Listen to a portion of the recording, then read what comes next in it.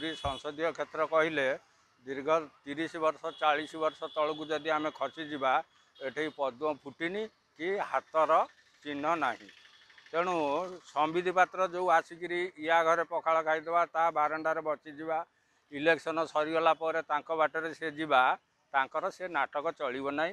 आमर नवीन बाबू होउछन्ति ओडिशार नेता पुरी होउछि ओडिशावासी गोटे माने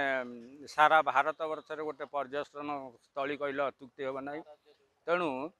पुरी रे जो प्रकार विकासमूलक काम करा आमर परिक्रमा प्रकल्प देखंतु तापर नुआ एरोड्रोम फील्ड देखंतु तापर मिनी स्टाडियम देखंतु ता संगे संगे ता चतुर्पार्श्व जेते आमर देवादेवी रहिले आमर अलारनाथ ठाकुर देखंतु बाली हरचंडी देखंतु एपटे कोणार्क देखंतु सत्यवादी गोपीनाथ मंदिर देखंतु सत्यवादी ये गोपबंधु पीठ देखंतु आमर सत्यवादी विश्वविद्यालय देखंतु जहा किछि हेछि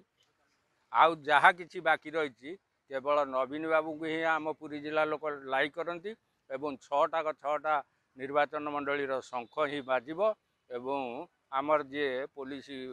प्रशासक अरूप पट्टनायक से होउछन्ति आम एरिया लोक डेलांगर अधिवासी से सकाळ संध्या सदा सर्वदा जनसाधारण पाखे रही से विपुल परिमाण रे ही भोट रे जीतिबे। जय शंकर।